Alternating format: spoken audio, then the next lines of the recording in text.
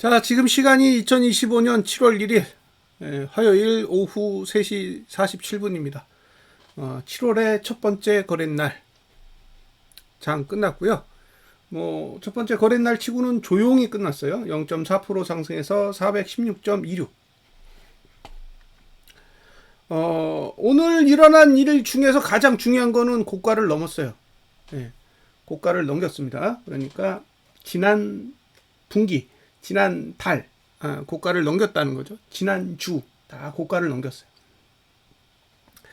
고가를 못 넘기면 10개월짜리 하락인데 고가를 넘겼기 때문에 앞으로 2개월 동안은 유보예요. 유보. 자, 2개월 동안의 결과를 보고 하락이 올지 상승이 연장될지는 9월 달에 가야 판단할 수 있습니다. 9월 달에 가야 판단할 수 있다. 그 전까지는 판단이 안 돼요. 고가를 넘겼기 때문에. 그래서 지금 상황으로 보면 분기, 월, 주봉 다 고가를 넘어서 하락이다라고 얘기는 못하는 거예요. 지금 조정을 하는 거죠. 지금 조정이에요. 조정. 하락이 아닙니다. 고가를 넘고 떨어졌기 때문에 조정입니다. 자, 어제의 종가가 월봉의 종가고 2개월봉의 종가고 분기봉의 종가예요. 그래서 그 밑으로 내려가는 건 하락입니다. 그 밑으로 내려가는 건 하락이에요. 그래서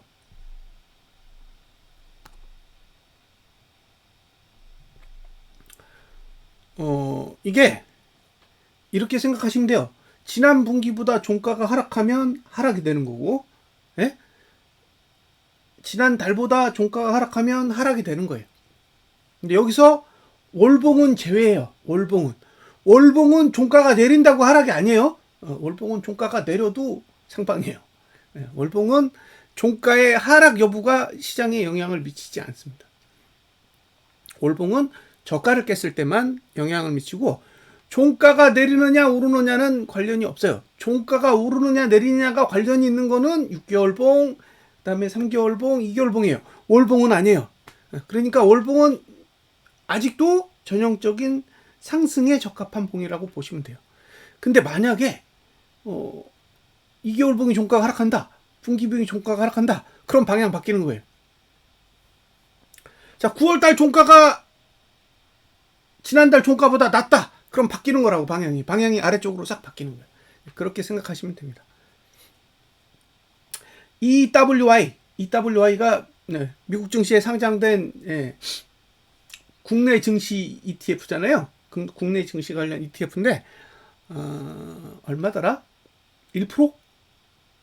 1% 정도 내리면 죽어요. 그러니까 지금 EWI가 월봉상 1%가 하락하면 차트가 뒤집어진다고. 아래쪽으로 바뀌어요. 그래서 지금은 급등을 하든지 급락을 하든지 둘 중에 하나만 가능해요. 두 개 다 가능하진 않아요. 여기서 급등을 해서 449로 올라가든지 아니면 그냥 무너지든지. 자, 제가 EWI 보여드릴게요. 이거잖아요. EWI.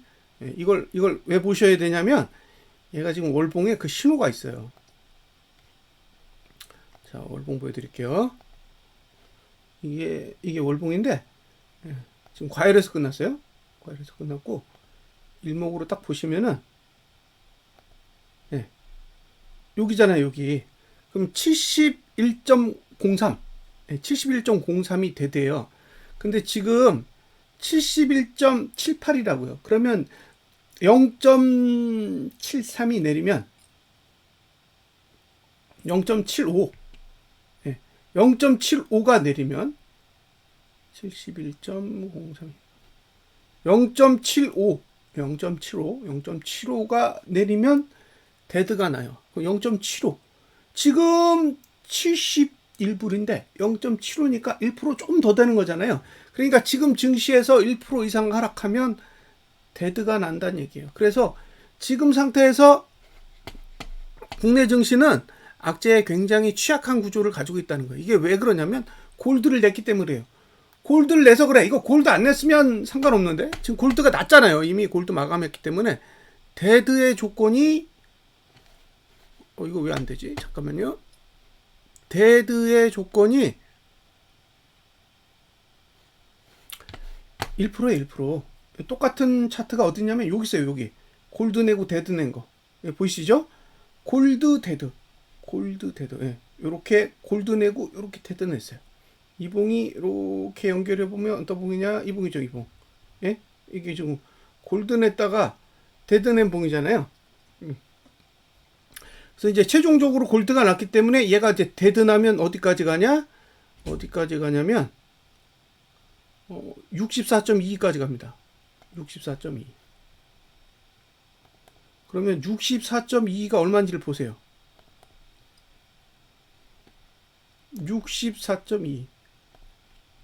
몇 불 빠져야 돼요? 네. 64.2까지 빠지면 지금이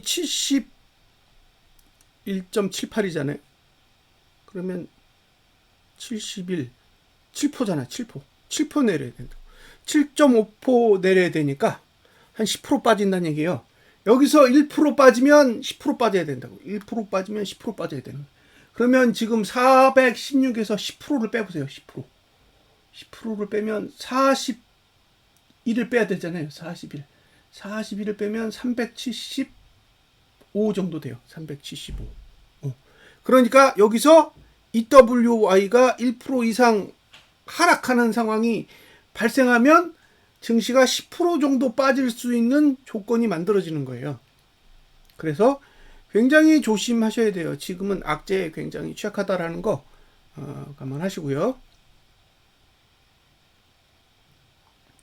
자, 월봉은 공중에 떠 있죠. 네, 월봉은 공중에 떠 있다고 보시다시피 월봉은 공중에 떠 있습니다. 그래서 408라인, 408라인. 예, 월봉은 최소한 408라인 아래로 내려가야 매수 이야기를 꺼낼 수 있어요. 매수 이야기를 꺼내려면 408 아래로 가야 돼. 그 다음에 매수 이야기를 꺼낼 수 있는 거예요. 408 아래로 갔을 때. 근데 문제는 뭐냐면 408 아래로 가면 주봉이 문제예요. 주봉은 저가가 408보다 높을 거예요. 아니구나. 높지 않네요. 397이니까. 그러니까 408라인 여기도 408라인이에요. 그러면 만약에 매수 전략을 가져간다고 했을 때 제가 봤을 때 가장 높은 가격이 한 408라인 정도 되는 것 같아요. 네. 408라인에서 주봉의 저가를 안 깨는 경우가 이제 매수자가 노려볼 내용이고, 그거 말고는 매수자가 할 수 있는 게 없어요. 할 수 있는 게 없다고. 그러니까 지금 위치에서 매수한다?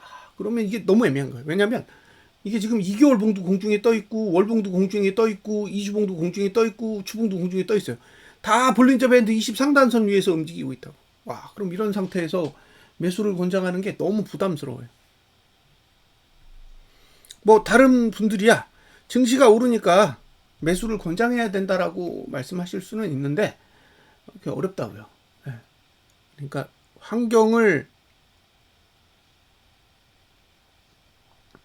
이해하고 있는 입장에서는 굉장히 어려운 거예요. 지금의 상황에서 상방 이야기를 꺼내는 게 너무너무 부담스러워요. 올라갈 수 있어요. 뭐 여기서 449도 갈 수 있고 422도 갈 수 있고 430도 갈 수 있어. 근데 말을 못 꺼낸다고. 네? 왜? 여기서 밑으로 자빠지면 어떡해요? 여기서 밑으로 자빠지는 순간 어떤 일이 벌어지겠냐고요. 여기가 고점이라고. 그러면 고점에서 매수하라고 권장을 하면 나중에 이제 여기서 레버리지를 들고 있다고 생각해 보세요. 한 390까지만 빠져봐. 그러면 왜 매수 이야기를 꺼냈냐고 욕을 바가지로 먹겠죠. 그러니까 복불복이라는 거예요.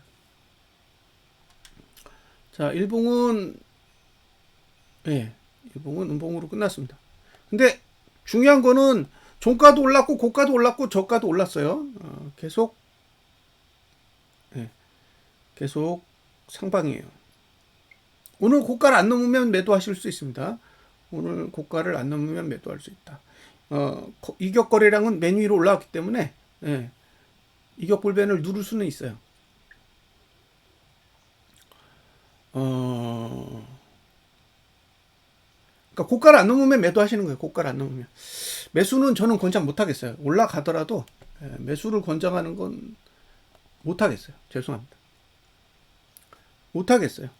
고가만 안 넘으면 매도한다. 고가만 안 넘으면 매도한다. 그거 말고는 드릴 이야기가 없어. 뭐 너무 비싸서 말도 못하게 비싸요. 공중에 떠 있는 상태라. 근데 잘 올라. 말도 못하게 비싼데 잘 올라요. 잘 오르니까 제가 아무리 비싸다고 얘기해도 비웃음의 대상인 거죠.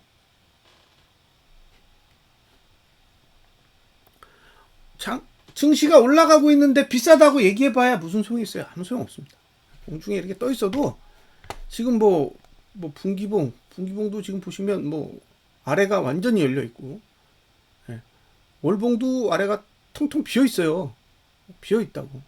얘가 매수를 한다고 해도 최대가가 22,627원이니까 그 위에서는 뭐 일체 언급이 불가능한 거죠. 다 공중에 떠 있습니다. 오늘 눌리긴 했는데 뭐 썩 기대치에 반응하지는 않아요. 자, 얘는 저가 지키면 사시면 되고요. 저가를 지키면 사시면 되고, 주봉은 진짜 싼 거예요. 네? 주봉은 진짜 싼 거라고 이게. 월봉도 말도 못하게 싼 거고, 왜냐하면 볼펜으로부터 엄청나게 멀어져 있거든요. 1,600원까지는 공간이 있단 말이에요. 그러니까 지금 곧버스는 보유하거나 사거나, 지금 곧버스는 보유하거나 사거나 말고는 방법이 없어요. 근데 문제는 증시가 계속 안 내리잖아요. 그래서 이게 매수를 하신다고 해도 단기간을 보고 매수하셨다가는 실망만 하실 수도 있어요. 자, 개인이 6,109억을 매도했고 외국인이 1,957억 매수, 기관이 4,443억 매수, 선물은 1,886억 매수했습니다. 자, 외국인은 선물이 누적으로 매도해요. 매도. 그러니까 1,886억을 매수한다고 해서 매수로 바뀌지는 않아요. 단 이틀 동안 매수한 금액은 다 미결제 약정이 증가했습니다. 미결제 약정이 증가했어. 이게 무슨 얘기인지 이해 안 되시면 자료를 보여드릴게요. 미결제 약정은요,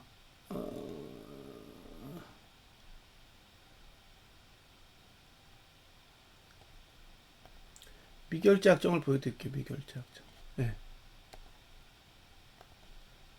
자, 여기 미결제 약정이요. 계속 증가하고 있죠? 계속 증가하고 있다고. 이게 무슨 얘기냐면, 이게 무슨 날짜부터냐? 여기서부터요. 여기 6월 19일. 6월 19일부터 미결이 증가했다고요. 지금까지 계속. 그 얘기는 계속 신규만 들어온 거라고. 6월 19일부터는 계속 신규만 들어왔다는 얘기입니다. 그럼 6월 19일부터 계속 신규가 들어왔는데 이게 매수든 매도든 다 신규라고. 신규.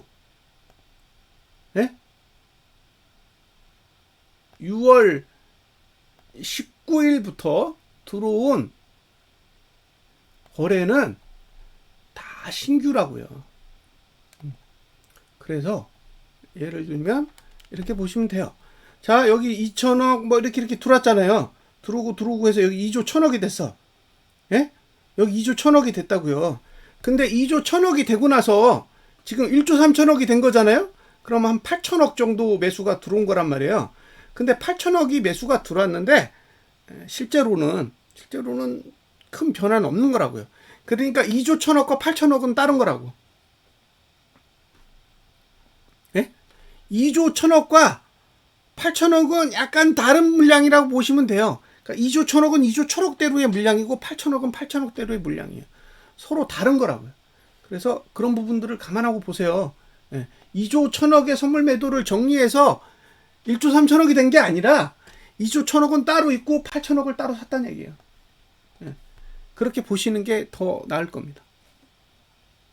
그러니까 선물 매수 세력과 선물 매도 세력이 따로 있는 거죠. 개인이 6천억을 매도했어요. 6천억을 매도했는데 지금 4조 2천억에서 6천억이 줄었으니까 3조 6천억이 남은 거예요. 3조 6천억. 네? 3조 6천억이 남아있다고. 이게 오해를 안 해야 돼요. 오해를. 네. 3조 6천억 남아있잖아요. 그리고 외국인은 오늘 지금 현물을 1937억 사가지고 2조 1천억으로 줄었어요. 2조 1천억. 그러니까 외국인이 지금 겁나게 많이 현물을 산다? 그거 아니에요. 현물을 엄청나게 사는 게 아니야. 예. 굉장히 저렴하게 사고 있어요. 6월 13일 이후에는 현물 매수에 그렇게 적극적으로 달려들고 있지 않습니다.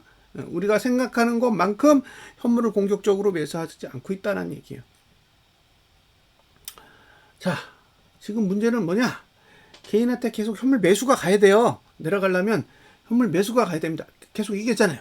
지금 누적으로 봤을 때 개인이 3조 7천억 정도, 3조 7천억 정도의 매도를 들고 있고 외국인이 3조 7천억 정도의 매수를 들고 있어요. 비슷해. 네, 3조 9천억인가 3조 7천억인가. 그러니까 지금 외국인이 한 2천억 정도 샀으니까 이제 매수 금액이 3조 9천억으로 는 거고 개인은 3조 7천억에서 6천억 정도 매도했으니까 4조 3천억이 된 거죠.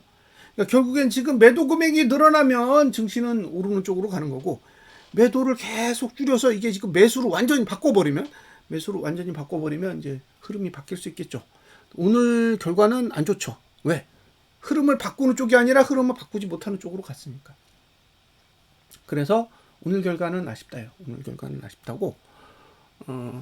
이 지금 과열봉이 이제 주봉 단위에서 월봉과 2개월봉까지 확장이 됐어요. 여기서 과열은 종가가 과열이라는 게 아니에요. 시가가 과열이라는 거지. 그러니까 6월 달은 시가는 과열이 아니에요. 종가가 과열인 거지. 근데 지금은 종가가 과열이라는 얘기가 아니에요. 시가가 과열이라는 얘기지. 그러니까 시작부터 과열해서 시작했다고. 그래서 봉의 문제를 해결을 해야 되는데 그러면 이제 지난번처럼 봉의 문제를 해결을 안 하고 계속 이대로 갈 거냐? 예? 주봉도 과열로 그대로 가고 이주봉도 과열로 그대로 가고 월봉도 이대로 가고 2개월봉도 이대로 가면 저는 할 얘기가 없어요. 왜냐면 그렇게 봉을 핸들링하는 거를 거의 본 적이 없기 때문에 제 입장에선 그렇게 움직이면 변명할 것도 없고 그냥 다 인정하면 돼요. 아, 제가 차트 분석을 잘못했습니다 라고 인정하는 수밖에 없어요. 근데 이 부분을 해결하려면 어쨌든 주봉을 한번 죽어야 돼요. 예? 주봉을 한번 죽어야 된다고. 주봉이 죽어야 해결할 수 있어요. 2개월봉, 월봉, 2주봉의 문제를 해결하려면 주봉이 죽어야 돼요. 근데 주봉이 죽으면 100에서 떨어지는 거잖아요. 저가 투자 심도가 100에서 하락하는 거기 때문에 2개월 정도 조정장이 나올 수 있어요. 2개월 정도. 그러면 2개월이면 7월, 8월 다 가는 거잖아요. 그러니까 지금 딜레마인 거예요. 응? 큰 봉의 문제를 해결을 해야 되니, 예. 큰 봉의 문제를 해결을 해야 되니 주봉을 죽여야 되는데, 주봉을 죽이는 순간 2개월 동안 조정을 해야 되니까 죽이지도 못하는 거죠. 그러니까 이렇게 할 수도 없고 저렇게 할 수도 없고 그냥 시간만 계속 질질 끄면서 허비를 하고 있습니다. 저는 오늘 결과에 대해서는 굉장히 불만족스럽게 생각합니다. 증시가 뭐 0.4%까지 조정을 해줘서 고맙긴 한데 굉장히 불만족스러워요. 왜? 주봉도 고가를 넘었고 월봉도 고가를 넘었고 2개월봉, 분기봉, 6개월봉까지 싹 다 고가 넘었습니다. 그러니까 오늘 목적은 고가를 넘기는 거죠. 자, 이제 봉을 좁히셔야 돼요. 봉을 좁히셔서 주봉까지는 싹 다 고가를 넘겼기 때문에 매도봉이 아니에요. 고가 2개월봉, 뭐 월봉, 2주봉, 주봉은 이제 이번 주에는 매도봉으로 쓸 수 없으니까 일봉이 고가를 낮출 경우에만 일단 매도 전략을 고려하시고요.